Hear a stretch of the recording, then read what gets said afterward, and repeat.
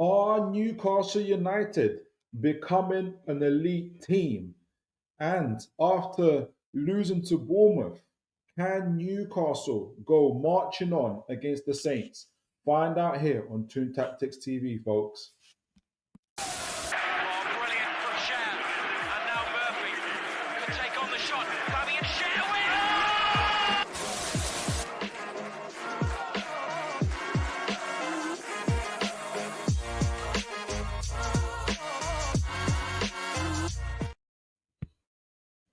All right, good evening, good evening, good evening, folks. I hope you are all well, and my apologies for the lateness. Had a few things to take care of, but we're all ready. We are all right now, guys. With today's show, literally, when I was planning for it, it was just going to be a kind of like a match preview. I was planning for it since a couple of days ago, but then literally today and yesterday we had more and more kind of information, little bit tidbits on potential transfers or player rumors, as well as the training ground stuff. So I'm going to talk about that stuff first. I'm going to talk about the two releases from one from the newspaper, Mark Douglas, talking about essentially the approach from Newcastle's approach to the transfer window so far, which is interesting because we discussed this on Tuesday as well. And there's some stuff there that seems to be mirroring the kind of the stuff that we've been talking about, which is really, really positive to see. And also what he mentions, Mark Douglas, that is, about potential transfers that Newcastle could be making or not making this January, but potentially in the summer. And then we had an article from Craig Hope, obviously talking about the incredible training ground and the elite of the elite people who are going to be designing and helping Newcastle to build it coming up. So I want to talk about that. And also, he also mentioned a player that Newcastle are scouting, which I thought was interesting as well. So I want to talk about that before we finish the show, or before the second part of the show, where we'll do a tactical breakdown for the Southampton game. So before we get on with all of that, guys, how are you all doing? Good evening, good evening, good evening. Let me know what you guys are up to. You could have been anywhere in the world tonight, but you chose to be here on Toon Tactics TV, and I am blessed. And by the way, folks, just want to say thank you in terms of like the incredible, not only all the engagement we have on the chat, but also the views we're getting on YouTube and on TikTok. It's been really blowing up.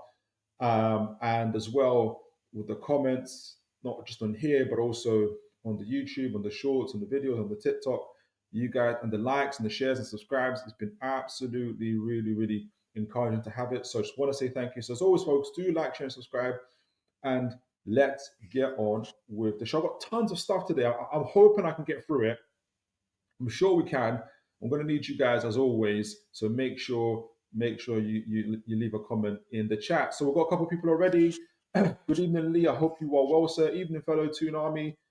Another game. Let's tell everyone we are back and ready. Let's show everyone that we are back and ready to fight the top four. Exactly. And excellent news about the training ground today. The owners have a plan and want to be top. Incredible news. Incredible. And I'm glad that you mentioned it, Lee, because I got some stuff to share about that. And I want to talk about that today. Aaron Cave, good evening to you, sir. I hope you're well. Great that you're able to join us tonight. As always, evening, Philip. Evening to you. Excited about the news today. I am as well. About a new state-of-the-art training ground. It's going to be one of the best in the world. Excited to see the plans, man. So am I. Do you guys remember the days when our players were taken to hydrotherapy pools in wheelie bins? Do you guys remember that? I do. So we're coming a long way. We're coming a long way, and it is just so exciting. So tonight's show, essentially, I want to kick things off in and around that stuff that we're going to be talking about. I'm going to start off with the article from the I newspaper before we'll go on to Craig Hope's article around the training ground and everything that's surrounding that. And like I said, the plan was to talk about more about the Southampton game, which we will do, but we've had a lot of updates. We have had a lot of updates that we cannot ignore. So first of all, this article from Mark Douglas on the I newspaper. Now, you guys already know, I always say this and leave this context, is that Mark Douglas is the only one of the journalists who has got who's had an hour and a half long interview with Paul Mitchell himself. So, in my view, when I view Mark Douglas, when I see him writing articles, and if he's talking about sources and stuff like that, I really feel like it's coming from Paul Mitchell's camp or from Paul Mitchell directly himself. So I kind of see Mark Douglas. He's his own guy. He's very, very balanced. This is why Paul Mitchell, I think, talks to him. But I think this is why, again, that when again Mark Douglas talks about sources and stuff like that, I think he's talking about Paul Mitchell is kind of I don't say using, but he's accessing Mark Douglas to be able to talk to the fans about this. So there's a couple of things that really came out of this article with Mark Douglas, which I thought was really pertinent considering what we discussed us in the chat on Tuesday that's just gone. So Newcastle are playing a poker game in January with 35 million PSR wiggle room. So interesting to talk about the wiggle room because that's what we talked about on Tuesday. Just how much wiggle room or just how much financial room, if you guys remember, all those that were here, Aaron Kate and others, we were talking about, or we were like estimating, guesstimating, asking AI, this stuff and that. How much wiggle room do Newcastle actually have? Now, from this article, Mark Douglas essentially said, and I've taken one page of it. I do encourage you guys to subscribe to the iNewspaper. It's really, really good. This is what he said in this article, and I'm reading it. He's given two estimations. One from we'll talk about from two sources about just how much wiggle room or how much space, financial space, Newcastle have, which is going to be very interesting because, again, we talked about this on Tuesday. So, as it says, when you take the 3-year weighted average, remember the 3-year cycle, Newcastle on one of the clubs. This is him talking to a Professor Wilson. I think it's Professor Wilson, or is some sort of financial expert, and he understands PSR and everything else. So this is him saying, this is what this financial expert is saying. So when you take the 3-year weighted average, Newcastle, one of the clubs I would consider to be in the amber zone. In the amber zone. That means there could be a potential breach in the future without careful management of the situation. So fair enough, there is something there, but Newcastle are in the amber zone. According to this calculation, according to his calculations, Mr. Wilson's calculations, which he admits are estimates, which we were doing on Tuesday, Newcastle's PSR wiggle room for the next reporting cycle. The next reporting cycle is going to be this June 2024-25. So this 3-year period is where somewhere between 30 million and 40 million. 40 million. In theory, that sum could be committed to new signings. Really, really interesting, guys, because we talked about it in our previous one, and I'll get it back to it. And remember, there's two. There's going to be a second one that we're going to talk about. We talked about it. We made a conclusion here in the board when we talked about this. This is from Tuesday. What we said: Newcastle United is likely. It's really in bold. Newcastle United. Let me see if you guys can see this. Make sure you guys can see this. Is it big enough for you guys to see? Yes, it is. Thankfully, it is big enough for you guys to see. So let me read it. Here we go. It's in the middle. Our conclusion was, and we were given two estimates because there's a number of things variables that could change. But the first one we said is conclusion estimate: Newcastle United is likely to be approximately 39 million below the 105 million PSR cap as things stand now, without anything happening, without Miguel Almiron being sold, without any sponsors, without anything, as things stand today, as we know it to be today, 39 million below the 105 million PSR cap for the 3-year cycle ending in June 2025, based on these conservative estimates. Guys, you know what? I'm not gonna. I was gonna pat ourselves on the back, but I was like, you know what? I'm just glad. This is some of the stuff is, and we're all estimating. Even the experts are estimating the stuff. But I'm just glad that we're estimating in the right direction. So there's a potential 39 million estimate. So let me get back to this article because there's two variables. So this is what Mr. Wilson said. Obviously, we talked about between 30 and 40 million, and we said it on Tuesday, 39 million space in terms of wiggle room. Okay, in this current financial year. So And it goes on to say, the article goes on to say, excuse me, although estimates vary, analysts are coalescing around the idea that the club's position is maybe not quite as bad as the spin suggests. Right. So this is the whole poker face element that Newcastle are given. Football finance expert Kieran Maguire, and if you guys know about Kieran Maguire, is really really good. He's a professor. I think he's a professor, but he's an expert in this kind of the PSR stuff. He's really, really good to listen to. Like he's a Brighton fan himself. So football finance expert Kieran Maguire believes it is partly a message to ensure that no Newcastle tax, which we all know about, is applied to incoming deals, while the influential, this is Kieran Maguire, and while the influential Swiss Ramble blog, Swiss Ramble, you guys, anybody knows about Swiss Ramble, is an expert like financial football analyst kind of site thing blog, believes this is what they've said. This is what they've said. While Swiss Ramble blog believes the club, the Newcastle, have capacity to lose a shade more than 80 million the next accounting cycle and still stay within the PSR limit. So Newcastle are like the rest of the Premier League. They're playing a game of poker when it comes to PSR. Wilson says so. Mr. Wilson, the earlier professor said Newcastle about 39 to 40 million, which we talked about. This is before any deals anyone sold, anything like that, like Mickey Almiron. But Swiss Ramble said Newcastle got a capacity of about 40 million. 80 million. And what did we say? What did we say in our previous show? This is what we said in our previous show, if I can remember. So this is what we said in our previous show. This is obviously again estimates. All of this is estimates, and I still don't all of this is estimates. So we were talking about the previous cycle of 21-22 season, 22-23 season, and projected profit of 22-23 4 season, which is gone, where it's projected that we've made 24 million profit.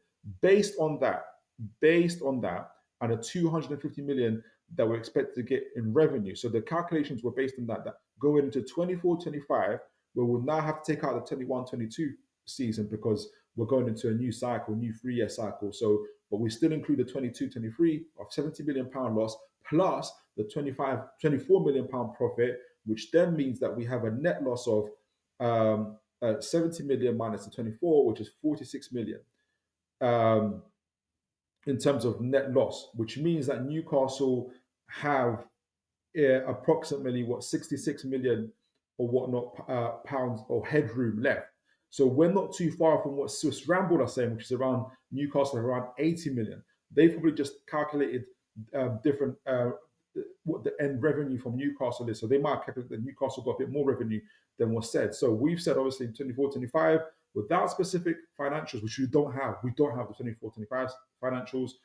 Losses, assuming they manage their expenses with the new revenue streams, they might aim for a break-even small case. So this is just this is us essentially saying, this is what we said if Newcastle did dealings this January. So say for instance, we're going to talk about whether we'll buy Cunha or somebody else, and then we sell maybe I don't know, Longstaff, whoever, Miguel Almiron as well.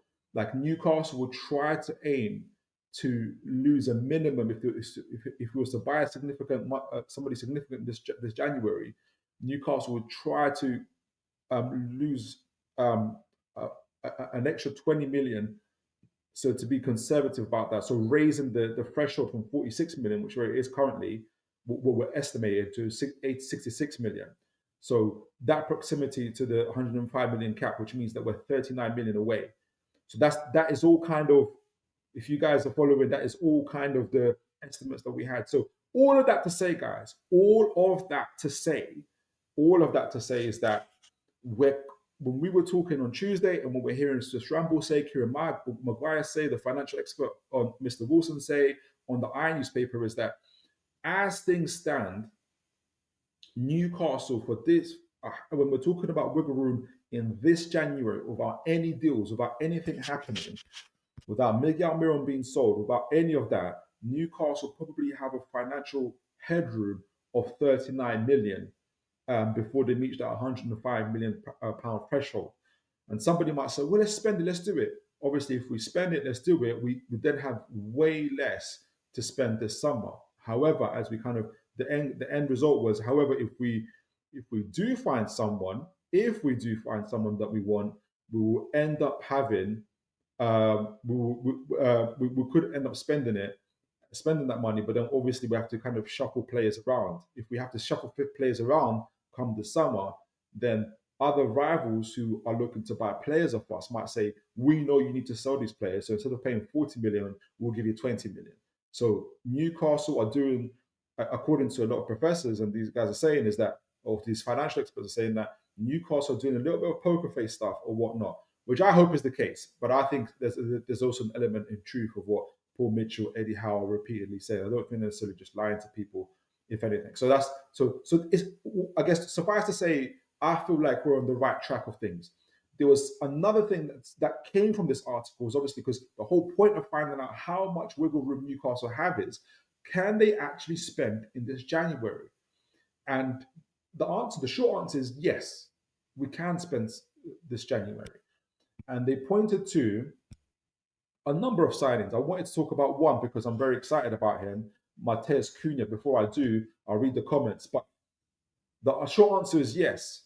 And in this article, the Iron newspaper, Mark Douglas name checked Mateus Cunha, Tyler Diblin, Johan Bakayoko. There was a fourth person whose name I can't remember. But all of those guys, he name checked to say that Newcastle are monitoring and are looking at these names. Now, we can take from that what we will, but it's just really interesting that these names have been identified. And if you guys have been watching the news, especially the football news, obviously recently, Mateus Cunha is subject of a lot of transfer hype, a lot surrounding 4 or 5 clubs, which Newcastle have been named as one of them. But it looks like Nottingham Forest are making a bid. Arsenal could potentially making a bid. Someone's made a personal agreement with him. Wolves have made an agreement with him, verbal one. Maybe Nottingham Forest, maybe Arsenal. There's a lot going around Mateus Cunha. But I really like the player. So I'm going to talk about him briefly and what it means. Before I do that, I'm going to read your guys' comments and see what you guys are up to and see what you guys are saying. Oh, it just came off the screen.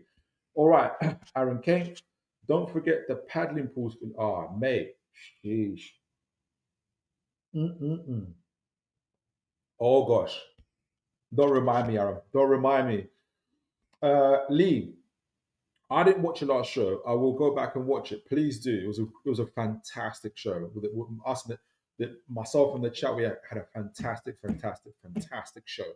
I will go back and watch it. I think NUFC are getting all their ducks in line for a big summer. Well, ironically, the name of the show is our PIF getting all their ducks in a row. Lee. I don't know if you knew that, Lee, but literally, if you look at the previous show, that's the thumbnail title. Our PIF getting their ducks in a row, which is really really interesting. Okay, so are getting all their lines in a row for a big summer, so we don't need to sell and can hit it from day one and get deals from clubs, which is a fair strategy, which is what a lot of people are assuming is going to happen actually. And another one from Lee, needing to sell the PSR FFP reasons might get some good deals. Exactly. So going to Mateus Cunha, because I want to be able to talk about him a little bit. Like I said, I really like Mateus Cunha. And obviously he was name checked. He could go this January. If there's ever, in my personal opinion, I don't know what you guys think. Let me know what you guys think. But for me, if there's ever a player available in this current market, my screen is flickering. Let me see if I can sort it out. But if there's ever a player in this transfer market who, in my humble opinion, is worth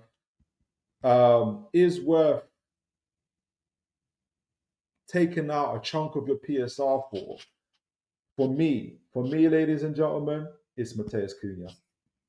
It's Mateus Cunha. And I'm going to briefly talk about why, because there's other people I want to discuss as well, and I want to get your thoughts on Mateus Cunha himself. And interesting, I want you guys to bear this in mind. I'm going to add this extra layer of context. Ben Jacobs, another tier 1 journalist, in my opinion. Let me get this water.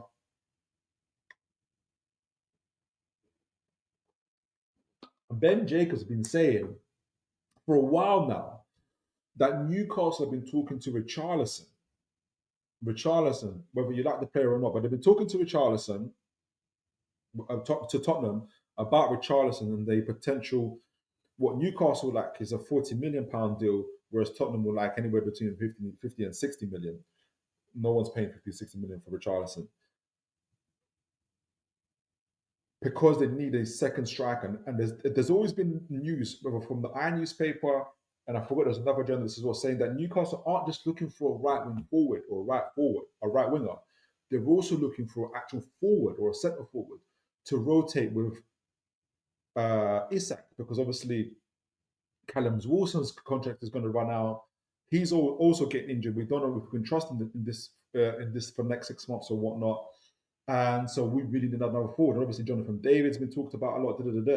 So, but in the background, what Ben Jacobs is saying, Newcastle have been trying to negotiate a deal with Richarlison. So why am I talking about Richarlison when I want to talk about Mateus Cunha? Well, because they kind of have a similar. Well, they do have similar. They both play across the front three. They're both second strikers attacking forwards. And so I guess what I was trying to think to myself is this just so I think there's a little bit of substance to the links to Newcastle and Mateus Cunha. Obviously, the stronger links to Arsenal, the stronger links to Nottingham Forest, but I think I wouldn't be surprised, and I wanted to kind of just that there is some substance to Newcastle being involved in this chase, and I'm gonna go through a little bit of a few of options with you guys and see what you guys think. So essentially, Mateus Cunha, date of birth 27th of May 1999, so it's 25. He's going to be 26 this May. Obviously Brazilian. His positions are striker, attacking midfielder, and winger. So like left winger primarily, but he can play in the right wing as well. Right-footed, tall, 1.83 meters. That's how Eddie Howe loves them. Played before for Sion, which is in Switzerland, Leipzig, Hertha Berlin, Atletico Madrid, before he moved to Wolves permanently. So this is obviously the positions that he has played in on transfer that we've seen him as centre forward. Easy rotation for Isak, and a very, very good competition for Isak, in my personal opinion. In fact, I would love to see him as second striker behind Isak. That would be a fantastic partnership, in my opinion, as well as an attacking midfielder. So you can imagine, for instance, a midfield trio of Bruno Gomes on the right-hand side, Mateus Cunha on the left-hand side, and Tonali in the number 6 role. Or essentially that kind of rotation. Lots of technique there, lots of power, lots of pace, dribbling. It is going to be very hard for any opposing team to get the ball off that midfield as well. Plus, it adds to the depth to that midfield as well. So you can imagine what could happen. Having Cunha there and having Bruno behind Isak, behind Gordon and Jacob Murphy, but also you can have Cunha on the right wing side, which is the vacant side at the moment, playing alongside, which is where I think which is where I would like him, on the right wing, playing alongside Isak, dropping into the half spaces mainly, really behind him into those central areas, acting as an attacking midfielder who can go out wide and stuff like that. And he's got the skills and ability to do that, because we know that he's very versatile, can play multiple roles. His technique is impeccable. Anybody who's watched him play, I have a real huge preference for a Mateus Cunha style of player. So like a profile of player. So Mateus Cunha, Kulusevski, Cole Palmer, Tyler Dibling even as well, Noni Madueke. Those type of players, I would love to be on our right wing. But Mateus Cunha is a direct forward, centre forward. Sometimes you can play in the number 9 as well, and someone that I think can also play in partnership with Isak as well. Very creative, has great vision, has finished, and is capable of spectacular goals, as it says. Has a high work rate. When you're playing for teams like Wolves, Atletico Madrid, you have a high work rate, and he does. He's exceptional. He fit in like a glove in the Eddie Howe side. Obviously, the areas to develop is a consistency in scoring, but again, you're playing for Wolves. You're playing for, he hasn't always been a starter in the previous teams that he's played for. I just wonder if he has a full season playing the right hand side next to Isak, next to Gordon behind, with Bruno Gomes behind him, Tonali behind him, Joe Linton behind him. I think he becomes anywhere between 15 to 25 GA for the year. That's just me. That's Philip's opinion, right? So he's a huge talisman. In fact, if you ever watch Rivals predicting scores for Wolves, the first thing people always say is Cunha playing?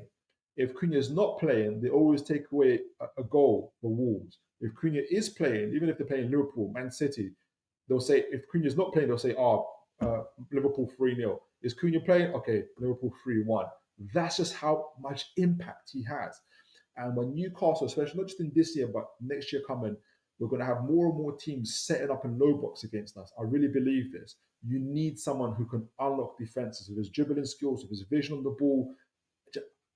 Him and Isak and Gordon, he can unlock those guys even more, in my personal opinion. He's got his Brazilian brothers, Bruno Gomes, Joe Linton and others that will be there as well.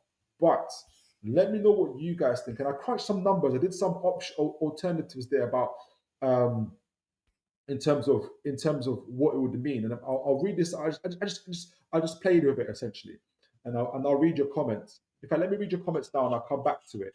And before that, I'll play a little clip of him as well. I knew I'd be running out of time. I've got so much more to talk to you guys about. Aaron Kane, Acuna, no doubt a talented player, but struggle to see where he fits in our current system, and unless he does a job on the right, but he predominantly comes in on the left.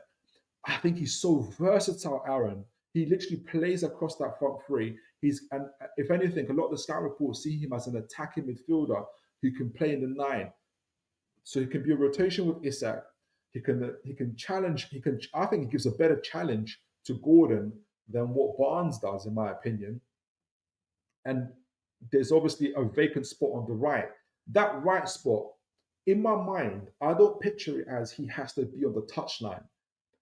He can play through the middle and go out wide. So if we're in attack and he wants to fill it, if there's a space out wide, he can fill it in, and he's just got the ability to do that. But I think he can be a menace by dropping into the central areas, giving option for Isak to either go out wide or go through the centre. Same thing for Gordon, and allowing Livramento, for instance, and Hall on the other side to come in on those flanks and allow whether it's Isak or Gordon to come in narrow like that. Like, it just gives us so much fluidity, in my opinion. But I see what you're saying, Aaron.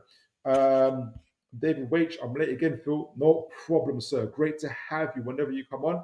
We're very interested in your views on Populous Design Training Ground Centre, Etty on Gosforth Park, or Walsingham. I would also be gobsmacked if the new stadium is not at Leazes Park. David, let me know if I can't remember if you answered this question. I know that Geordie Z did in the last show. I'm assuming, David, that you live in Newcastle, and I was asking folks, especially that live in Newcastle, what you guys' opinion is about whether you'd want it, about a new stadium, how you feel about having a new stadium. Because obviously there's some people that really want to keep St. James's Park and go for an extension or whatever, no matter what, whether you can get an extension or not, just stay at St. James's Park. But there's others, like Geordie Z, who's also a Newcastle native, who's saying, we need a new stadium, we need to progress and grow as a club. So David, if you're from there, do let me know what you think. I'll be really interested to hear your opinion. But yeah, I'll give my view on the training ground centre as well, and I'll be really wanting to hear yours. David, again, I have a feeling that the new stadium will be designed by GT3 Architects Limited. I don't know who they are, but that's interesting. Are they? I assume that the best of the best, just because PIF are involved. So I want to go back to Cunha, and I broke down some numbers, which you invariably have to do in these situations now, keeping in mind the whole PSR situation. And I kept a conservative estimate. So I've said, okay, Newcastle have 39 million or 40 million financial kind of wiggle room at the moment. So what's the max? I asked AI, what would be the max, including if we sell Miguel Almiron? I partly think, I don't know what you guys think. I'm going to add this on Miguel Almiron. I think the deal for Miguel Almiron is ready to go. I it's either Newcastle. I think Newcastle are waiting for something. Whether it's another player to come in, I don't know. Or maybe they want a couple more games to go through this January, before they sell him, in case they need for backup. That could be another reason on top to keep him. But I think Almiron is ready to go. My hope is that they're waiting for someone to come in, a right wing forward to come in. My real blue sky, I would really love this, is that it's a Mateus Cunha type of player that it is. But anyway, so I included in this calculation that, okay, Newcastle have about 39, 40 million pounds financial wiggle room that they can spend in this current cycle. Plus, if Newcastle sell Miguel Almiron as well. So I said to AI, I said, okay, with all of this in mind, what's the maximum? What's the optimum essentially deal Newcastle can offer to Wolves and to Cunha himself in order to prize him out of it? Because obviously we're competing with about 4 or 5 other clubs, including Arsenal, including Nottingham Forest, and possibly Manchester United. I won't be surprised. And this is what they said. So the max we can offer, if we want to be able to stay within, if the max we want to use, yes, we've got 40 million, maybe or guesstimating here, we have 40 million, but we don't want to take the whole 40 million because that's gonna put us in the red zone. Let's try and have the maximum of 20 million losses. So what does that all mean with the amortization, with everything else? The maximum that Newcastle can offer a Wolves, if they had to, is about 60 million pounds and a 5-year contract to Cunha. Because if you amortize that over the 5 years, that'll be 12 million per year. We can offer Cunha, who's currently on 90k at Wolves, we can offer him a maximum of 150k per week, which will put him as one of the highest earners together with Bruno and others. How Bruno and others will feel about that, I don't know. So I don't think necessarily people give Cunha 150k, but this is like a taster, maybe 140, maybe 130. Plus the agent fees, which will be a lot, 3 million, 5% typically, it can be between 5 to 10% of agent fees. So that would be about 3 million, maybe 3 to 6 million agent fees. So for that first year, if you amortize the transfer fee, 12 million plus the wages, plus the agent fee, and you offset that by the Almiron deal for that first year, which is this current year, January and the summer, obviously, is 12 million plus 7.8 plus 3 million minus 10 million from Miguel Almiron, and now make it 12.8 million. Optimal offer for Cunha considering Almiron's sale. So this offer keeps Newcastle's additional losses below the 20 million, aligning with the financial strategy. So we can still offer a maximum of 60 million, though I don't think he's worth 60 million. I think, yes, they bought him for 40 million, but I still think he's 40 million. I don't necessarily think that his upfront cost has gone up. I think you can give. I think if Newcastle offered a 40 million upfront with 10 to 15 million of realistic add-ons, that would really, I think that would put us ahead of the pack, in my opinion. But Newcastle, in my opinion, this is Philip's world. This is Philip's opinion. Football manager status. Newcastle can offer up to 60 million to be really, really, really competitive, and I would want them to do that. And this is what I want them to do. I'm going to show a few highlights of Cunha to kind of, for the folks that might not always see him. I watch him. I think he's brilliant. Has my camera frozen? My camera looks like it's frozen.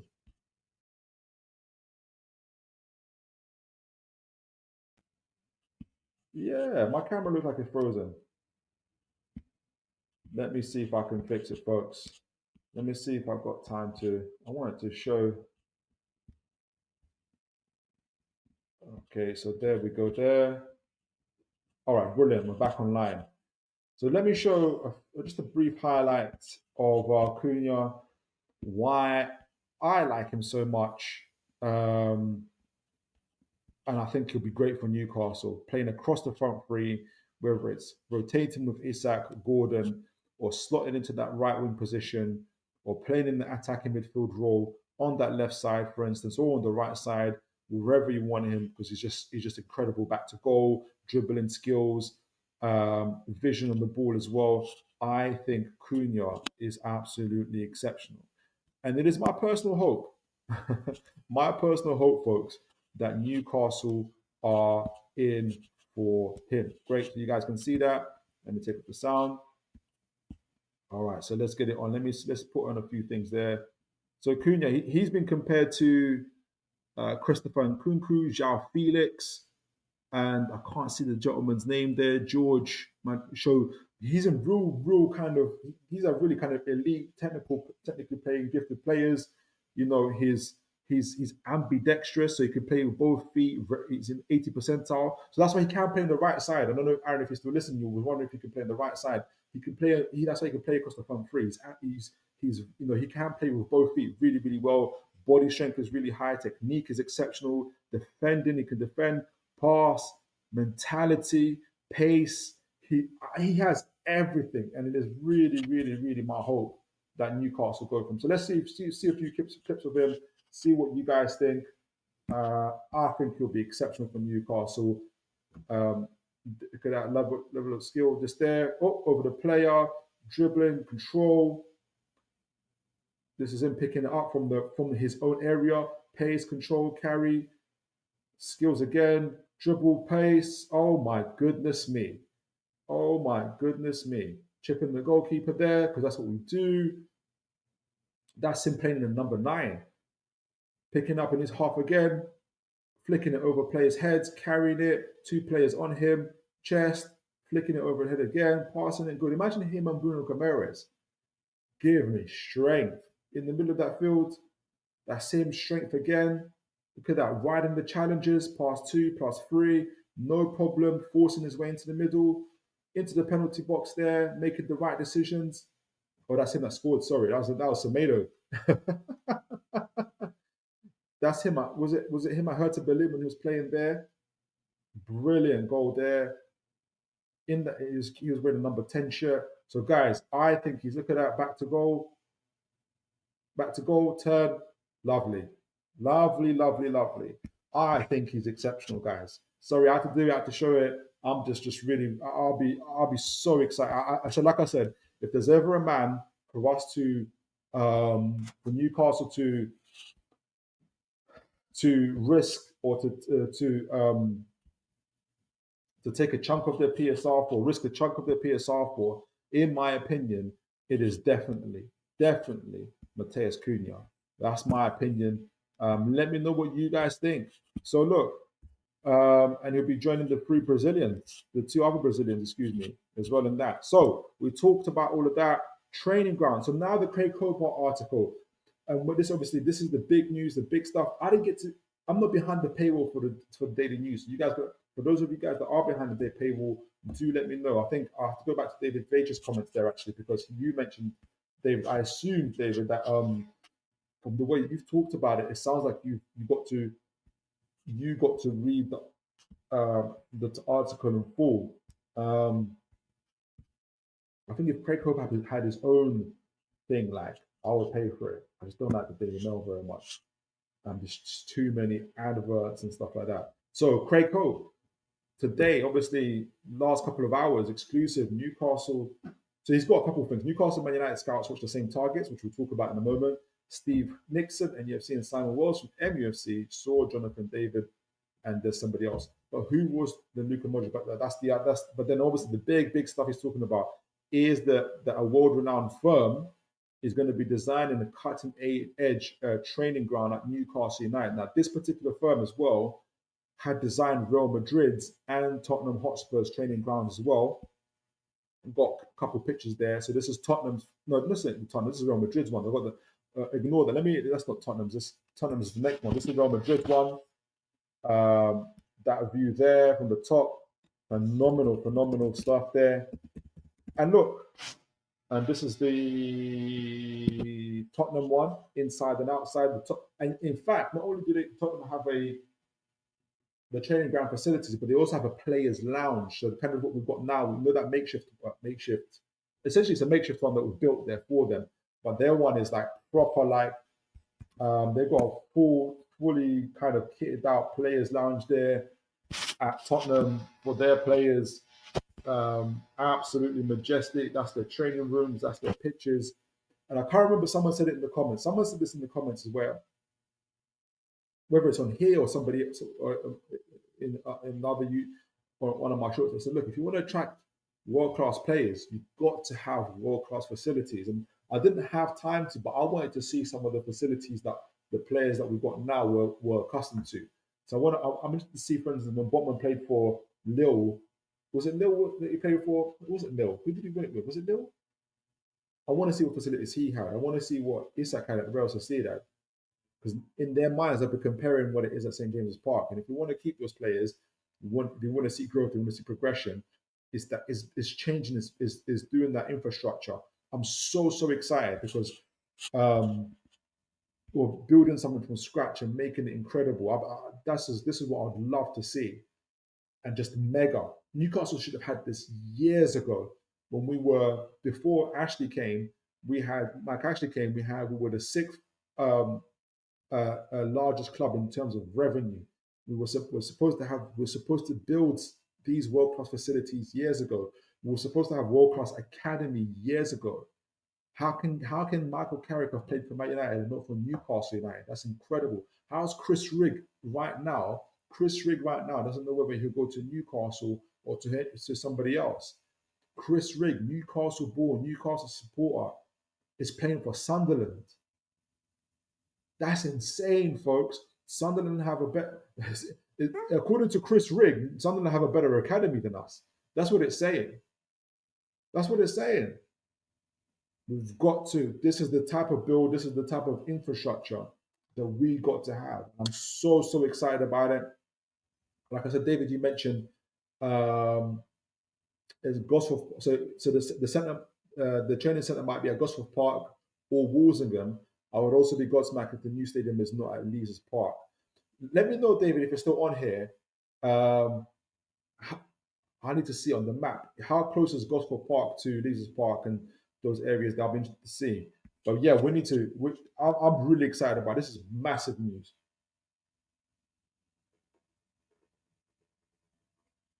And like we were talking on Tuesday, how PIF are lining all their ducks in a row, slowly but surely bringing together and building this elite club. David H, I have a feeling the new stadium will be designed by GT3 Architects Limited. Oh yeah, that's it. That's what you said. I wonder who they are. I have to do some more research. Consistent Magnum C, good to see you, sir. Good evening. Hope you are well. Hi, Philip. Hi to you too, sir. So, guys, let me know how you guys feeling. Who actually got to read about who got to go behind the paywall and kind of see what they said about the training grounds? And I want to know.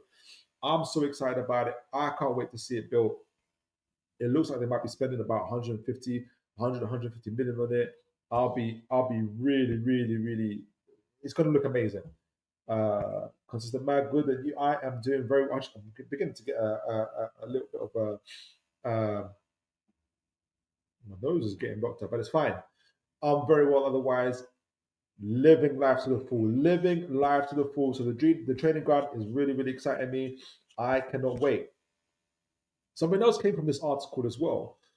And Newcastle scout Steve Nixon, our chief scout, the how do I say numero number one scout went to Lille, not just to watch. And this came from Craig Soap article, not just to watch Jonathan David. There's just so many players that are worth watching at Lille because they've got a nice and exciting squad. But he also went to watch this young man called Hakon Amar Haraldsson, an Icelandic international, 21 years of age, primarily a left midfielder who can play left wing essentially, who plays for Lille, has been there for about a year and a bit now. Preferred foot right. His market value is currently 9 million. No, I'm sure if Newcastle become interested, that'll become 20, 25, maybe 30 million. We'll see. But Nixon went to, first of all, guys, before I get deeper into this,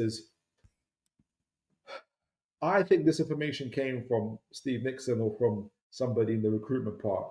And I just want to know why. I always want to know why, because I want to know what the obviously it's getting me excited. I'm sure it's getting other people excited that Newcastle are looking at these young talented players, and maybe it's just to keep Newcastle relevant amidst all the, I guess, the dampening talk around PSR and stuff like that. Maybe it's that, because this isn't even Newcastle.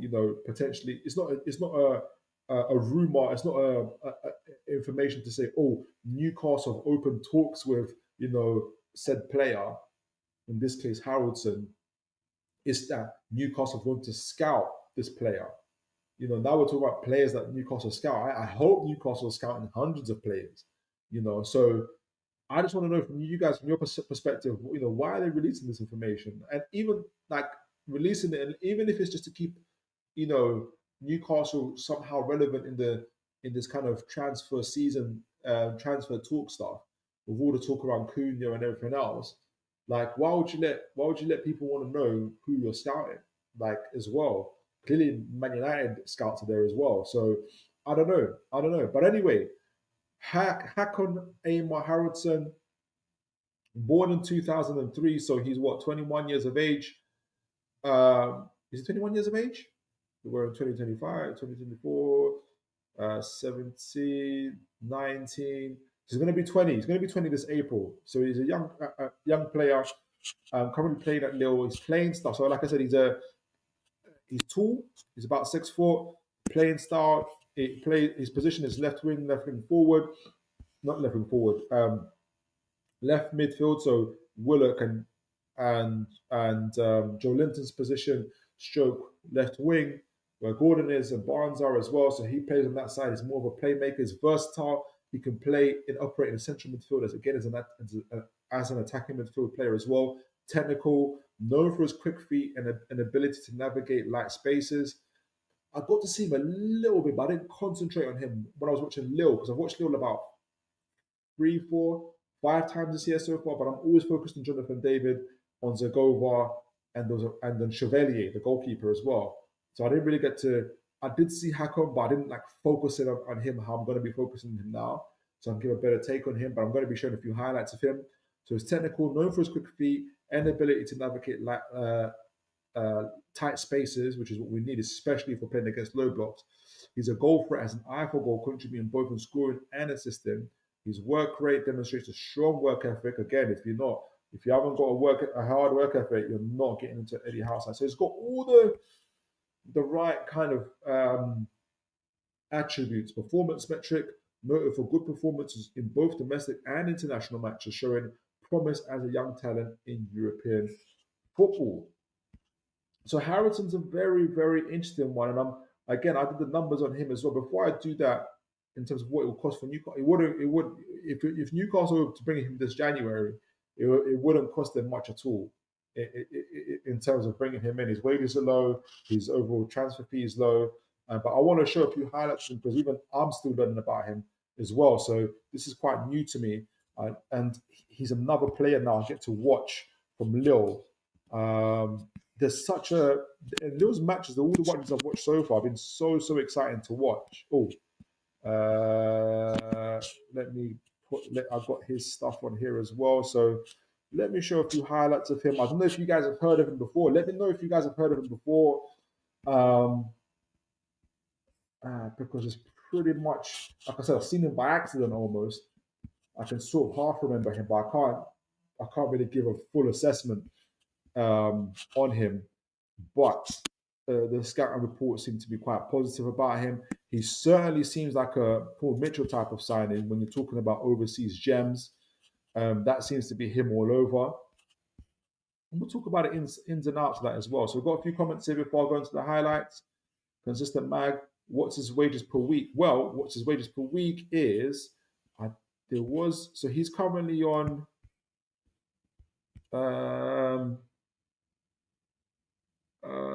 so his current salary at Lille is roughly just over 19,000 euros.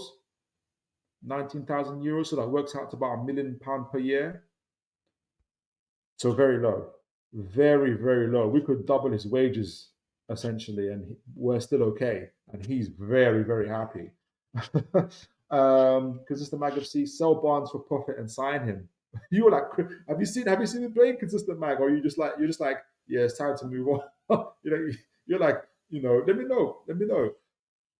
I think he's definitely a replacement for Barnes, possibly Joe Willock, possibly Joe Willock. He would be a good Willock. Exactly, Aaron Cave. Aaron Cave's just come into it actually. He would be a good Willock replacement. I see us moving Willock on next season with his injury record. Is he injured at the moment as well? I hope he's not. I can't remember if he was on the bench. If Willock was on the bench for the Bournemouth game. If you can, guys, remind me.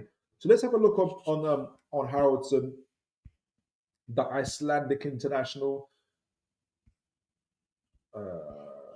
Yeah. So let me make sure you guys can see this. Can you see it? Yes, you can. Let me go back on my screen. All right, here we go. Let's see who. Oh, and by the way, very interesting because I was reading a scouting report on Haraldsson actually when he was 19 years old, and at the time actually they were, so this is about 2-3 years ago. They said they believed, the scout believed that Hakon Amar Haraldsson's profile is similar to Antoine Griezmann. They are of a similar build, and both players are very good with the ball at their feet. And this is him at 19. This is 2 years ago, and are able to drop deep and played up front. Haraldsson also has shown that he is very capable finisher, and his position is impressive. Both players, him and Griezmann, are players who are known to defend, who also know how to defend, which is crucial for Newcastle. And you can't question their mentality. That's an Eddie Howe. That's an Eddie Howe boy all over. They will run their socks off for the team. This is Haraldsson's scout report nearly 3 years ago now, guys. So just keep that in mind. Oh, I switched it to that as well. But just keep that in mind as you guys are watching the highlights. So let me make sure you share this tab instead. Can you guys see it? Yes, you can. Let's get back on it. Let's see Haraldsson's got some really good attributes from what everybody is saying about him. So Haraldsson, he's been compared to Julian Brandt. Again, really playmaker style, Molero, Zakaratari. I'm not sure about the other two, but I know about Julian Brandt. Dribbling attributes, flair, passing, technique, stamina, creativity, first touch, acceleration, right-footed, left midfielder who can play left wing. So again, Newcastle seem to be looking at players that, will add Cunha to that now, who are good on the ball. There's another young player that was mentioned earlier. I wanted to talk about him, but I don't think I'll have time. I'll do it for the next. If there's more information, I'll put it on. He seems to be in charge of set pieces. I saw the highlights. He seems to be the guy that seems to be the set pieces at Lille when he plays. Look at that lovely crossfield pass there. That's him on the left side, actually going from left to right. Not too bad there. Yeah, so he seems to be the man that's in charge of the set pieces for Lille when he's playing. That's him dropping in deep. You can imagine him finding Murphy that way as well, and then running to the box. Him on the ball, taking on the players, drawing there. Lovely touch to Jonathan David there. Lovely pass, excuse me. Another lovely through ball there. Again, Isak would love these type of passes, straight down the middle where you want to play, because nowadays teams like to congest the middle a lot and force teams out wide, like Bournemouth did to us, really. And if you look at that, first time hit, brilliant. That's him playing centrally there again. So he's got like a real kind of flair, like literally look at that back to goal, drives into the middle, takes on another man, brilliant there. Got good pace about him, especially on the ball. Another lovely through ball. If you've got a guy that can do that, oh, lovely touch, really good awareness there. He's got something about him. He's got something about him there. I know it's highlights. They're not going to show the lowlights. It's him on the right there, cutting in. And this is what Eddie Howe wants. He wants these guys that are able to cut in from the left or right, so they can draw out the central midfielders, and they can also pass those balls and get the balls in the middle. So similar to the goal that we scored against Wolves, when Bruno picked up the ball from the right hand side, drove and cut across the box, and then passed the ball to Isak. I think Eddie Howe is looking for more and more of those type of players. Again, that's him picking up centrally, picking up the ball. Lovely take there. Goodness gracious. He can dribble, he can take on, he's got good vision, playmaking a lot. Loves those balls over the top really as well. can play centrally, can play out to the left as well. So he's a very, very creative left midfielder. Back to goal, really, really good awareness there. So more and more of that stuff as well. Guys, let me know what you guys think of him. And look, again, because of all of this, I did some more number crunching as well, as you have to do. This is, don't take this to the bank at all. This is Philip's number crunching. This is Philip playing Football Manager stuff as well. So obviously, if at the moment it looks like we're just scouting him, but I just wonder if we're scouting him, why are we even talking about it? Why are we telling these tier one journalists who we're scouting? But now I've got another player to look out for, really. But if we were to get him, like I said, he's in about 19,000 euros. We could probably double that. What can we offer Lil? When AI thought that we could offer them 12 million. I think they will want 20, 25 million, to be honest with you. But that's okay. We can still amortize that.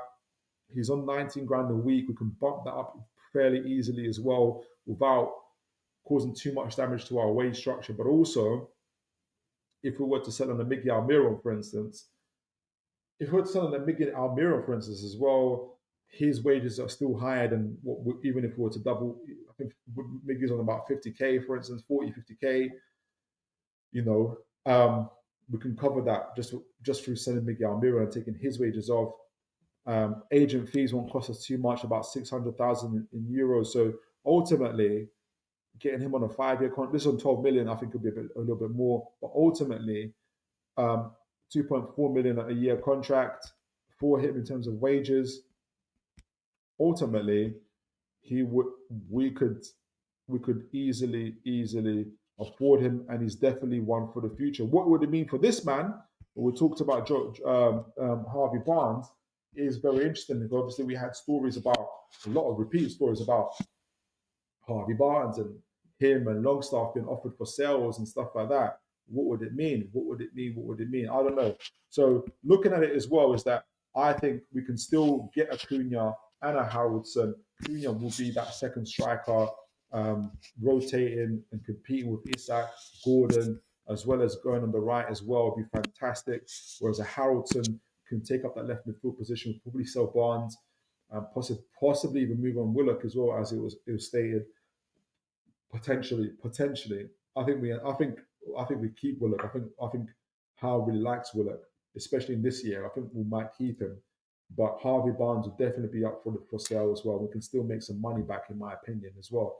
So, guys, that's the first part. As players, Cunha, Haraldsson. What do you guys think of that? Think of them. We talked about the training ground that's going to be coming. Probably about 150 million that's going to be spent on it. Is it going to be at Gosforth Park? Is it going to be in these type of where else is it going to be? What is it going to mean for the new stadium?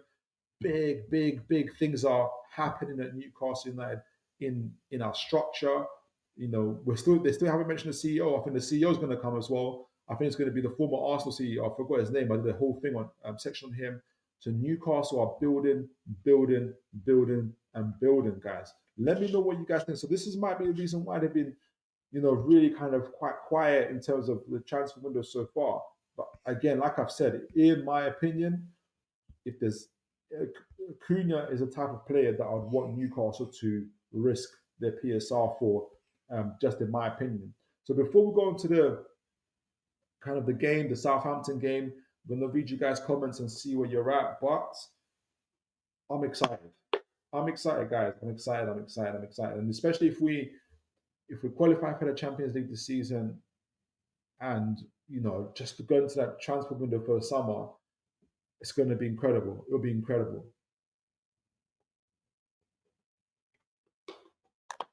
As well.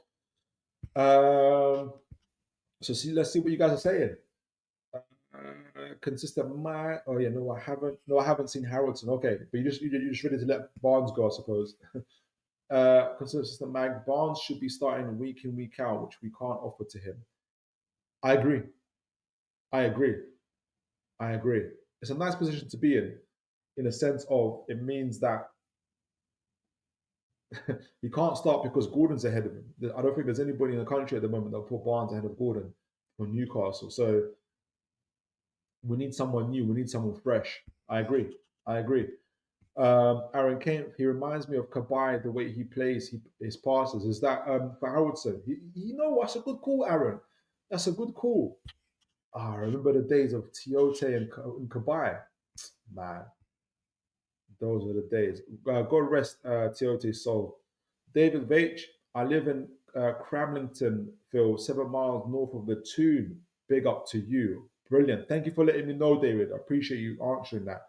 But would love a new stadium so all our fans can go. Big up to you, David.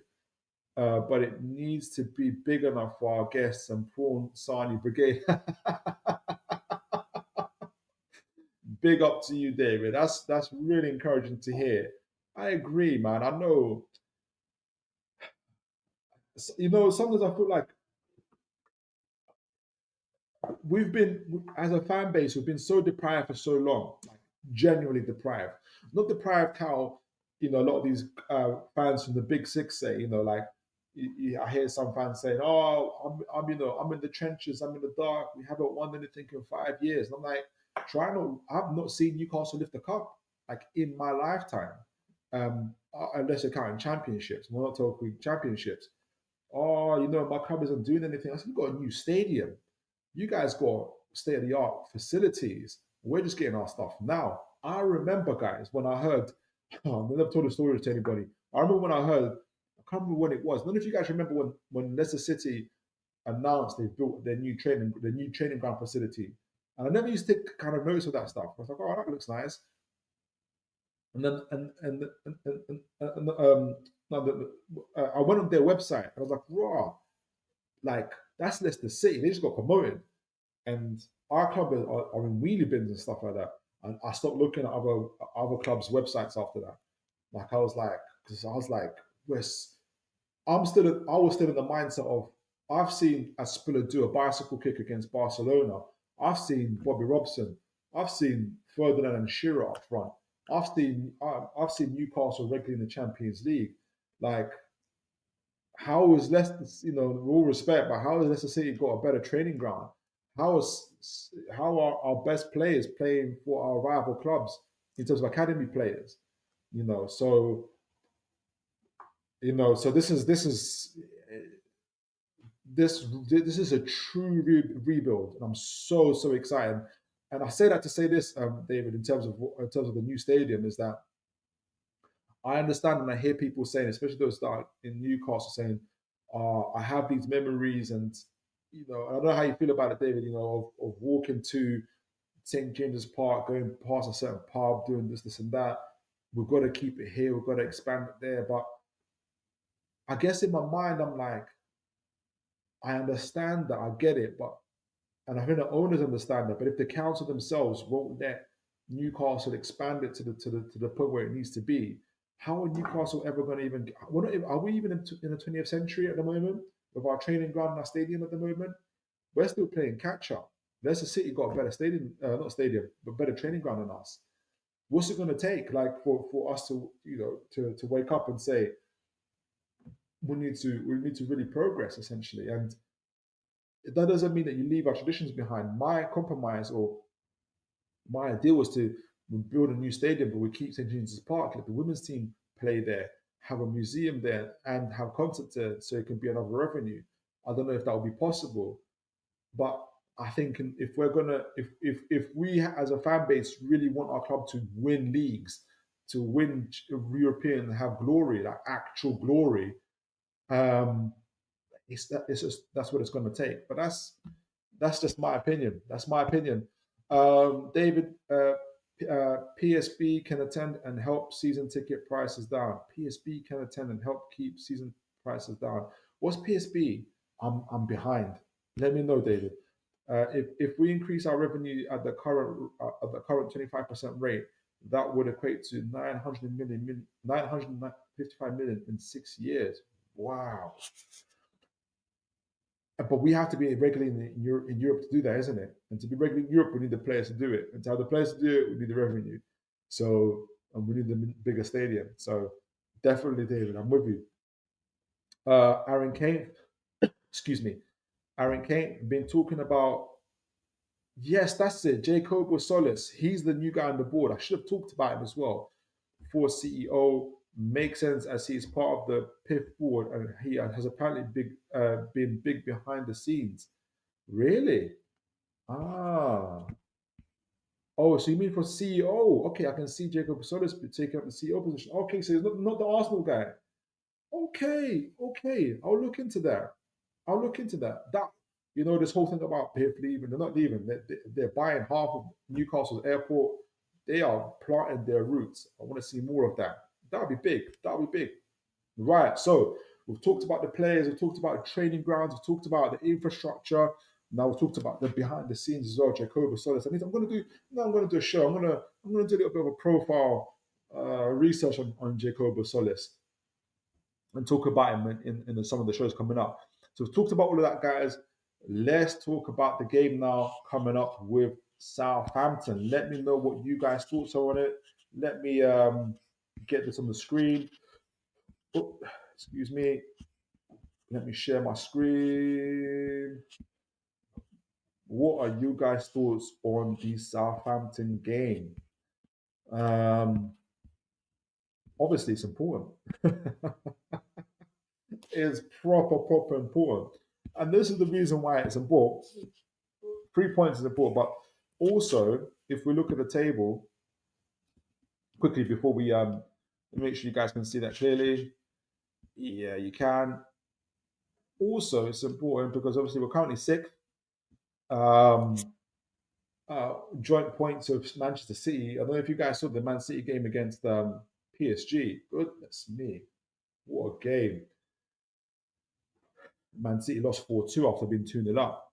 But look, we're on the same points as Man City, 2 points behind Chelsea, who play Man City next. Actually, I think they play Man City next as well.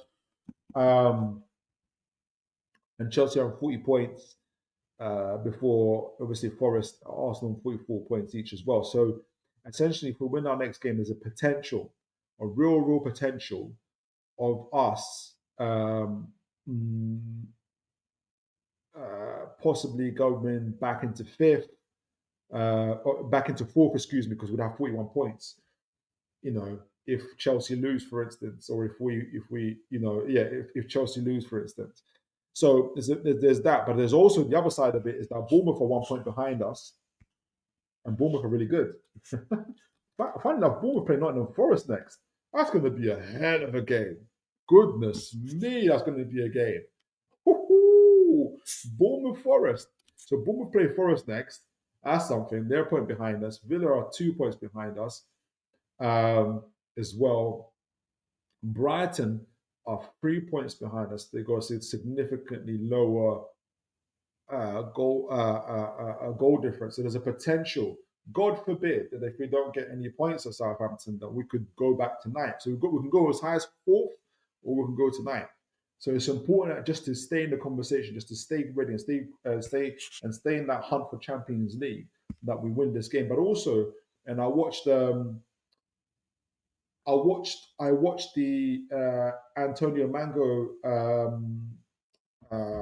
review of the Southampton game, and he put it like this, and I fully agree with him: is that if a team can't beat Southampton, we're going to talk about Southampton in the state that they're in at the moment. Here they are.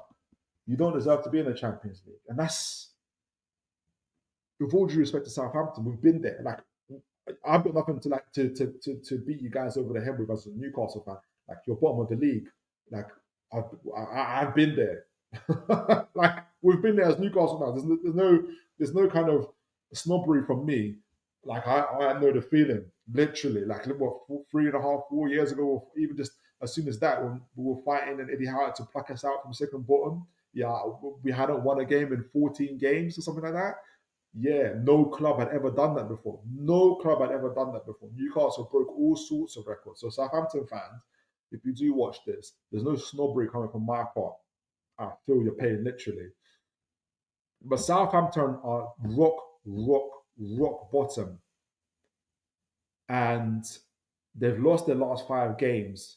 They've only won one game all season. They've drawn 3. That's incredible. They've scored 15 goals. So they've played more games than they've scored goals in. Oh, goodness. And they've conceded 50. Wow.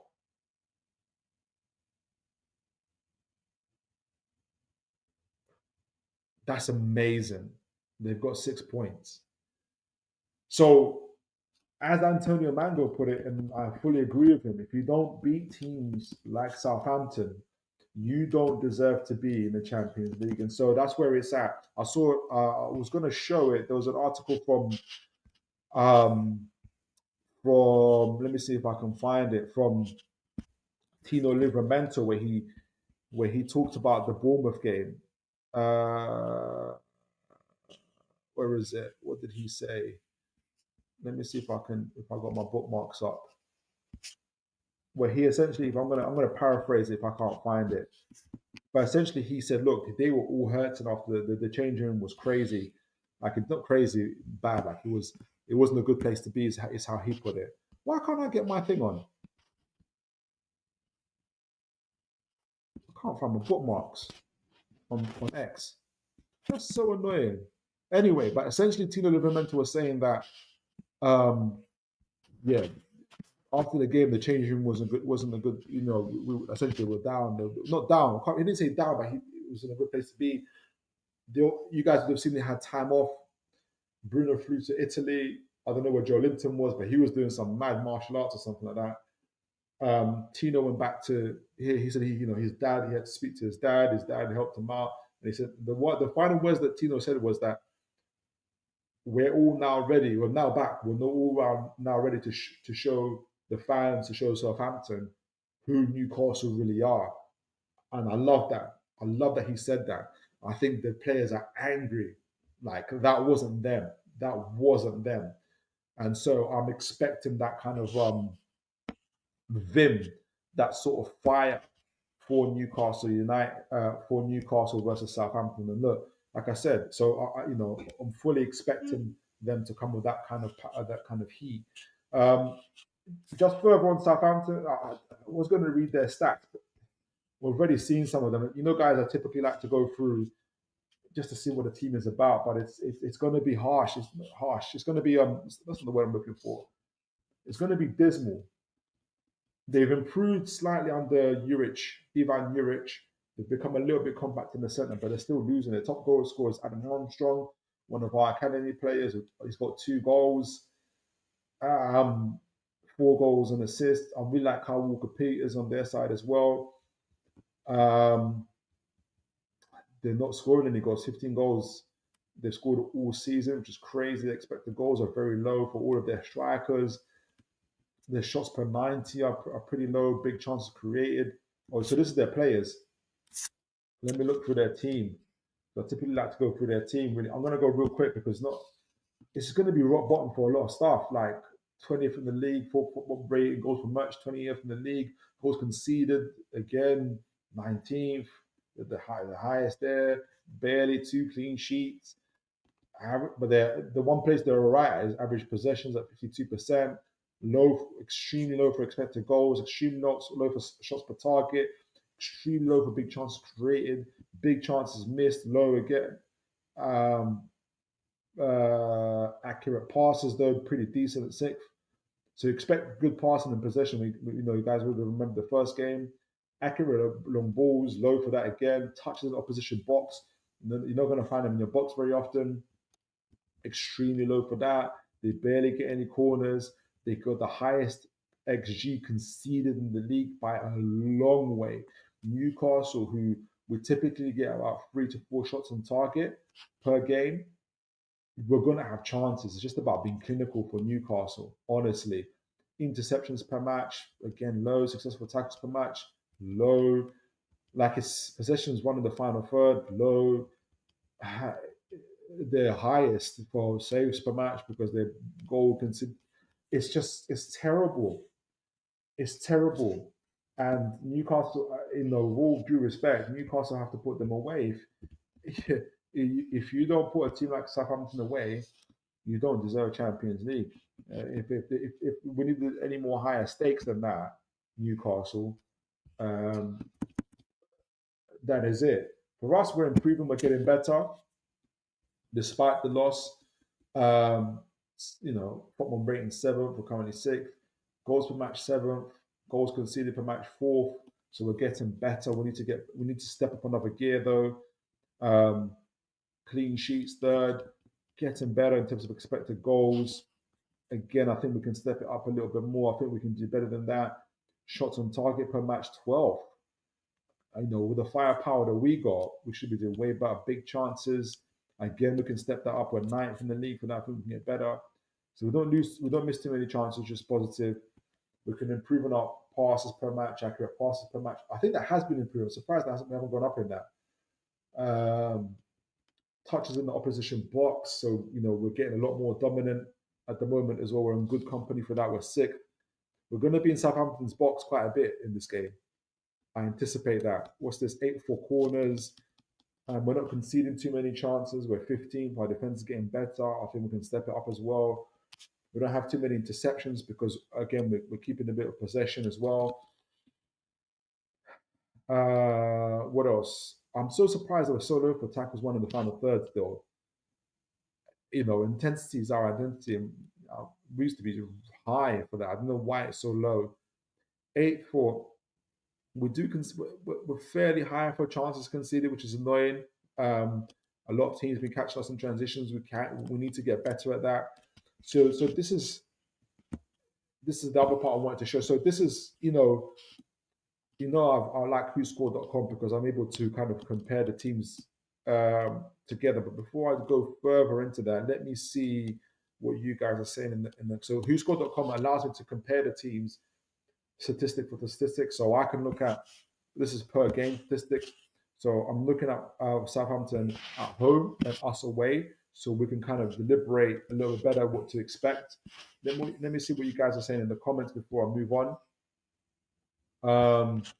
As well, before we add on to those statistics as well. So this David Page, I don't think many of our supporters realize just how big our club will be in about 5 years. Exactly.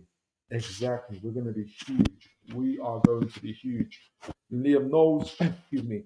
Good evening, Philip. Good evening, sir. I hope you are well. Main decisions are Burn or Sven.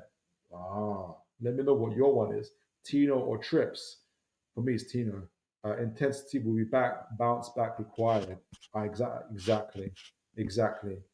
Gosforth Park is about 4.5 miles north of the Toon. Sounds like the ideal location then. Ideal location. And Walsingham is near the airport. Okay, 4.5 miles west of the Toon. Okay. Great locations by the sounds of it. Great locations. Thank you for that, David. Appreciate you. Aaron Kane, we should absolutely destroy them. There's no messing around with we can't put it any other way. We like with all due respect, like I said, I've been there in Southampton's position. We've been there in Southampton's position. Goodness. If you want to be Champions League, you have to make an example of teams like this. We should absolutely destroy them. The players need to put that game against Bournemouth behind them. I agree. I expect us to dominate the game and put 4-5 past Southampton. Okay, guys, if you want to start sending your predictions, please do. And also, please don't forget to, please do send in your predictions. I'll give mine in a moment. Haraldsson would be a good replacement for Willock and or Barnes. Okay, David, I want to see more of him. I love the highlights. I like everything, the attributes that people are talking about from the scout reports. Like if I don't know if you guys have seen him play. Yeah, like I said, I only seen him play by accident almost, but I was focused on Jonathan David and on Zagova and Chevalier, but I saw a bit of Haraldsson, but I didn't pay as much attention to him as I did to those players. So now that I know him, because I've watched about how many little games, 3, 4, maybe 5 little games so far this season. I saw them against Liverpool, Marseille, when they played. I want to say they played in Monaco as well, because I've got to watch Akliouche. I've been watching a lot of Akliouche as well. So, yeah, man, now I've got something to focus on with Haraldsson. Okay, so another comment here before I go back to the stats. Liam knows Tino rest for a match is not such a bad thing. Okay, yeah, this game is right for it. It's still strong, but fitness key for the next 3 weeks. I can agree with you that, Liam. The only thing I would say is that I'm wondering if Eddie Howe would give the same players that played against Bournemouth a chance to redeem themselves. Like he'll, Tino and Hall have been playing marvelously well, and they had a bad game against Bournemouth. And I wonder if Howe gives them the opportunity to redeem themselves. And Southampton's a very good, a very good opportunity to do that. That'll be my only thing. So this is whoscored.com. So we get to compare Southampton and Newcastle together with their stats, but also they distinguish it by having what is Southampton's home stats versus Newcastle's away stats, which makes it really, really good. So Newcastle typically score, which is especially in the last game, which is really, really good away. We typically score about 2, sometimes even 3 goals away. Southampton typically score about 1, even less really. Like they're lucky to score 1. They get about 9 shots at home. We get 13 away. But everything spells Newcastle dominance. We're likely to have twice as many corners because we're likely to be attacking a lot more. Aerial duels, 52% to 48 to theirs. We've got Giants. It looks like we might even have more possession than them, which would be interesting to see. That would be good to see because in possession, Southampton are really good. Pass success rate, it'll be a little bit higher. Average rating, we're expected to be the better team. All right, so situational stuff as well. Change that to home for Southampton and for us away. Is it going to load or is it going to take its time? Oh, hold on. Can you guys see this? Yeah, you can see this. Was it loading? Let me refresh the screen. All right, so refresh the screen, situational stuff. Home and away for us. Goals per game, again, we're more than twice as high. Open play, we score. This is us from away. They only scored 5 goals from at home this season. Wow. Open play for us. Yeah, open play for us. We scored 16. Set piece. One of them was 60. No, we scored 19. Excuse me, we scored 19 in total. 16 of those are from open play, 1 from a set piece. We should be scoring more from set pieces with the players that we've got. 1 from counter attack. So yeah, like everything is, but we're both balanced teams actually at home in terms of they're pretty much 39, 38 on the left and right hand side. We're about 36, 37 and a little bit more centrally as well. So on the flanks, we're both very, very balanced teams. Very, very balanced teams, which is interesting to see. But everything indicates, that Newcastle are here to dominate. I'm not going to go too in. I guess the main thing I can say in terms of the tactical stuff is, and I'm gonna really look at it from a Newcastle side in terms of the attacking side, but give some fair warning, like not to take the mick essentially, as well. Like if we look at, for instance, what I mean by this is Southampton's last home games, they've been really getting hurt. Southampton. Here we go. So last was away game at Forest. They lost that 3-2. They lost. Was that away? Was that Forest? That was at Forest. So they played 2 away games, not at home. So they beat Swansea at least for the. I think that must have been the FA Cup. Their previous home game against Brentford, they lost 5-0 against Brentford, who don't beat anybody away. They lost to Crystal Palace 2-1. So this is the type of form. So I expect Newcastle to we got a better attacking and firepower than those teams. In my opinion, we're equal with Forest though, but like compared to Palace, compared to Brentford, compared to Man United, we've got a better front line. So Newcastle have to bring back the intensity in this game. Southampton, for love nor money, won't stop playing from out the back. Let me make sure you guys can see that when they should stop playing from out the back. I don't know if you guys got these stats up, but I heard, and this I won't be surprised if this is true, that they've conceded 7 goals from errors, from forced errors or unforced errors. So I don't know how many highlights I've seen of them. For instance, when they're trying to play out the back, they mess it up. I saw against Liverpool, and I saw against Forest as well. They're trying to play out the back, they get caught, and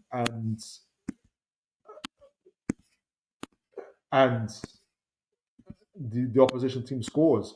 Like it's insane. It's insane how many of those goals they've conceded. So you guys would have noticed from my lineup is that I've kept Botman and Shaw, and I put Burn on the bench. Mainly because we haven't seen what I would call the deadly triangle of Bruno, Shaw, and Botman, which got us to the Champions League, which I think we'll see at times. Obviously, it'll be Tonali in the 6 mainly, but when you have, well, even Tonali can do this, but when you have the technical ability of all these players there, because I fancy Tonali to be able to still get to play in that 6, which he will do against Southampton. We haven't seen that triangle for a while, and the ability that Botman has with his left foot to get the ball in centrally. You'll have Isak picking it up, Bruno running beyond, Murphy, those kind of situations, playing through Southampton. We haven't done that in a while, and you can do that when somebody like Botman can pass the ball centrally, or with Shaw, for instance, being able to pass the ball centrally. Maybe Bruno picking up here, Livramento, Murphy joining in. Where's Isak? Isak getting into the central areas again, tucking in. Joe Linton and others, being able to just go through the middle. Like a lot of the times I find myself trying to do the tactics, I'm always focused on the flanks. The flanks will be the main areas that we hit in this game, no doubt. But with a Shaw and Botman combination, in my opinion, we've got the opportunity to now hit the ball centrally, directly, just play it through the midfield and let Bruno pick it up. He with his press resistance and hold the ball off of Leslie Ogochukwu, who's been playing well. Like he was decent against Forest, in my opinion. He can carry the ball very, very well as well. I can't remember if he scored, but Aribo, again, I saw him against Forest. He's not good at picking up runners. He wasn't. I don't know if he was having a bad game, if that's just him naturally, but he's not good at picking up runners. If he doesn't do that, I can see Joe Linton brushing past him. If Joe Linton starts doing that, or Bruno starts doing that, we'll have the central area to ourselves. This would be very, very bad. I don't want to even get over the top of this stuff, but I'm just kind of watching about what Forest did to them. Elliot Anderson scored his first goal in the Premier League. God bless him. You're welcome at them, Forest. Running through their centre, and I think it was Aribo that was. If you guys see the game, it was Aribo that was chasing him, and Elliot Anderson was on the ball, and Aribo couldn't get him off the ball. If Aribo can't get Elliot Anderson off the ball, and Elliot Anderson's exceptional, but he's not Joe Linton in terms of height, physicality, athleticism. He's not Bruno in terms of, even though Elliot Anderson's got exceptional technique, there's a reason why Man City are looking at Bruno. He's the best, one of the best of the best. If Ogochukwu and Aribo can't get a hold of Joe Linton and Bruno, it's going to be hell to pay for their defense. Because Isak Murphy, they'll invert in as well, and it could just be it could really hurt them, in my opinion. And all of that comes from having our ball playing centre backs. The only reason I hesitate, and I just think in terms of whether Eddie Howe will take Burn off, is maybe I don't know what if obviously Botman got taken off at half time against Bournemouth. I don't know if anybody's heard what the reason for that is. Is Botman injured? I really, really hope not. But also, or was it just that he just wanted to restore the balance, which he did against Bournemouth, but obviously we still lost. But I would want to play Bournemouth. I would want to play Botman. I'd want to have that kind of that kind of superiority. Speaking of the flanks, though, where Newcastle can really, really hurt um, Southampton because they play in this kind of quasi 3-4-3, 4-3-2-1 formation, meaning if I play it, so they've got obviously we'll remember Walker Peters and Sugawara who are really good on the ball. Like these guys are technically really, really good, like really, really good. And they either support the front three, the front two, front three, as well by adding support like that, and they kind of try to create these overloads. But in creating these overloads, which they sometimes try to do, and this is where again Newcastle have to remember to make sure that they follow their runners. I include Murphy and others into who didn't follow the runners against Bournemouth. So long as Newcastle do that and support the back three, for Newcastle it'll be back four, but it'll be back three when we're kind of with the ball. So if we get caught in possession, stuff like that, we can really, really hurt them and down the flanks.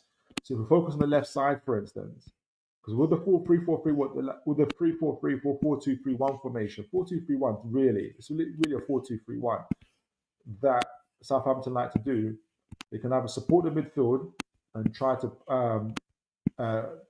have a numerical advantage, which is going to be difficult for them because I think Newcastle again will press aggressively through Joe Linton and Bruno, Tonali there against Ugochukwu. I think Gordon Isak will put up right here. For instance, Murphy will go up. I think Livramento could really go up against Sugawara, Lewis Hall. Joe Linton might go up against Kyle Walker-Peters and try to stop him that way. It'll be interesting to see how Newcastle press. I think they'll try to close off Southampton. So I think the press will be very, very important. So if Newcastle do this, essentially block off, surround Aribo Ogochukwu and force Southampton out wide to Kyle Walker-Peters, for instance, or to try to get it out to try to get kind of the. This is why they always get caught in possession. They try to play these long balls, for instance, and this is the part where they get caught. Livramento has to be on point, which I anticipate that he will be. They haven't, apart from Suleimani, who might play because Livlin's injured as well. They haven't really got the players to get out the back. But this is why Southampton always get caught in these type of possession, in these type of situations. So Ugochukwu has to be live to it. Can Sugawara hold off Livramento and Bruno? I don't know. I don't think so. So you get this type of situations where they'll try to get the ball out to Bree or to Bednarak, who try to get it to Sugawara, but then you get Murphy coming in, defending against Ugochukwu, and you get Bruno to come out like that, for instance, while still holding that central midfield. So Newcastle can really, really dominate that way. And this is why it favors Newcastle against the 4-2-3-1. So instead of Southampton getting the numerical advantage, it's Newcastle instead. That's why I expect Newcastle to be doing, but it requires them to be very, very intense. Tonali's going to be very central in screening that back four, making sure the channels are Southampton can't get through the channels. And do they even have the ability to get it through the channels? I don't know. But if they do, I think he's going to be especially kind of protecting Shah, who maybe doesn't have the recovery, who we know doesn't have the recovery pace. Tonali has to be there for him in making sure he gathers the ball as well. But once that ball is gathered, if they, for instance, he leaves so much space. This is why Southampton get hurt so much. They try to play out the back, but these flanks that they try to create. I go to the right side. I'm gonna go to the left side, but I'll go to the right side. They create so much space in the back here that it's just going to hurt them. Let me get my cursor back. Here we go. They create this type of space that if the ball is won back, if Fernandes gets the ball and is not able to get the ball out to any free man, Shaw gets the ball back, hits it back to Bruno. For instance, Bruno can pick it up. Murphy runs into central areas or goes out wide, for instance, here, and Isak can get in here. Bednarak has to go and meet him. Newcastle can really, really cause havoc with the intensity of their press if they do that. We can really, really hurt them. I think we just got to suffocate Southampton. So that's my opinion. Whether Southampton go out wide, they're not going to go out centrally because Joe Linton, if they can do, but so Joe Linton will be waiting. Tonali, Gordon, Bruno's going to be waiting. It's going to be hell to pay. My main concern is what I'm talking about in terms of not taking the mick is Soleimani. Thankfully, Diblin isn't playing, not because I'm thankfully for his injury, but he's really, really. We're interested in him for a reason. But if Diblin was playing, he provides that spark for them essentially. But they've got Soleimani, who's doubtful for the game. But if he does play, he's got the dribbling ability to get past the Hall. So Hall has to be alive and awake and make sure that Soleimani isn't able to get in centrally and force him out wide and slow him down and wait for the likes of Joe Linton to get back and support and Botman to be able to, to get back his own support. But do not allow Soleimani to be able to cut in, as Soleimani did against Lenny Euro, actually. So Lewis Hall has to be alive and alert to that kind of stuff as well. That's going to be the main threat. I don't think Fernandez or Ucho, who's huge figure, are going to have the pace to really kind of get him behind Newcastle, in my opinion. So that's the tactical breakdown. I'm going to read your guys' comments as well. I think the main thing is going to be Newcastle's press, bringing back that intensity, winning the ball. I would love to see us play more centrally. To make sure that that Isak and Gordon have the best opportunities to get the best shots off as well, and to kind of really give them the best chance to score. But also on the flanks, because Kyle Walker, Peters, and Sugawara get up and try to support the forwards. They leave huge gaps out wide that Newcastle can really, really exploit, which I expect Newcastle to do. But we have to cover ourselves at the back, which I think Tonali, Joe Linton, Murphy have to track and follow the runners, Fernandez, Soleimani and others, which I think we will do. So I'm hoping, and I think it will be the case, that that Bournemouth game will be a blessing in disguise, where we'll feel the raw pain of that loss, and God willing, we'll take it out on Southampton, in my opinion. So I'm going to give my score prediction once I read you guys' comments. Send in your score predictions and let me know what you guys are thinking. All right. And let me know. Would you play Burn, Botman? Who would you guys? Would you keep Tito on the pitch? Let me know. Liam knows. Looking forward to Adidas bringing out some limited edition 80s style Beardsley short shorts for Jody. I'd love that too. Bro never skips a leg day. Oh, 100%. 100%. Love that comment. Liam knows, love Burn, but his over-reliance on short passes to Hall and Bruno, under pressure is too easy to press against. That's what I think Sven's got to play, as long as he's not injured. If anybody knows about Sven's injury status, do let me know. Sven and Shaw can cut 3 passes to 1. Exactly. That's how we got to the Champions League qualify for the Champions League, because of Bruno in the 6, Shaw and Botman. Right. But then Byrne was on the left side of that as well. David Veitch, the women's team will play in the stadium or on the new training complex, Phil. The women's team will play in the stadium on the new training complex. Do you mean like, oh right, in the new training complex, because they would have like a yeah. That'd be dope. That'd be really, really good. That's what big teams, that's what elite clubs do. That's what elite clubs do. David Veitch, Piff, want to extend the runway to Newcastle Airport to handle goodness gracious, A380 Airbus non-stop flights to Ahmedika and the Middle East. Phil, we are going to be very big. These guys are thinking real big. That's incredible. Thank you for that, David Veitch. The new stadium will need a helipad to fly our Saudi friends in for matches from the Newcastle Airport. That's doing it big. Liam Knowles, agreed timing of Ross was good. Gives us a run up to the semi-final. Exactly. Southampton, Fulham at home. I'm not going to talk too much. I'm not going to go ahead. Always one game at a time. But we handle Southampton and Fulham. We're going to talk. We're going to talk Fulham. We are going to talk. Agree. Timing of us is good. Give us a good run up to the semi. I agree. I agree with you, Liam. David Bache. I wonder how many hotels will be on the new training center. I wonder if we're going to get a new academy as well. Bad Ball, good to see you, sir. Hope you're well. Hope you're well. The only thing I worry about with Berg not starting is lack of vocal leadership at the back. We've got Shaw, and Botman is there as well. Bruno. I know what you mean, Bravka. I know what you mean, but we've got a couple of leaders there. We've got a couple of leaders there. I hope they should be there. Liam knows Sven supposedly fatigue. Okay, and the need to change it up against Bournemouth. Okay, good. David Bates, a large part of the training centre will be used by the public and the communal centre. Serious? Man, that's going to be amazing. That's going to be amazing. Liam Knowles, agreed, Brand. Think it's a good game for trips. So you guys are going for trips. Well, he'll definitely provide vocal leadership, that's for sure. Liam, I agree if Burn sits, trip starts, in my opinion.